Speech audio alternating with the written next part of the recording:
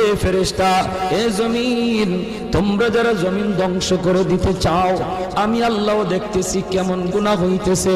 যেই মানুষে আমি আল্লাহ এত আদর করে বানাইলাম, আসমান আল্লাহ বানাইছেন কুন ফায়াকুন বইলা, ফেরেশতাও আল্লাহ বানাইছেন কুন ফায়াকুন বইলা, জমিন আল্লাহ বানাইছেন কুন ফায়াকুন বইলা, কিন্তু আমারে আপনারে আল্লাহ পাক কুন ফায়াকুন বইলা বানায় নাই।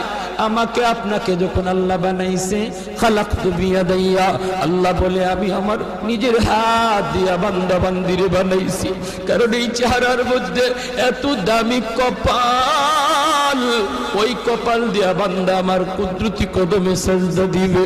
এই কপালটার এত দাম, এই কপাল কুন ফায়াকুন বললে হয় না, এই কপাল ফেরেশতাদের হাতে বানাইলেও হয় না, আমি আল্লাহ নিজের হাতে বানাইছি।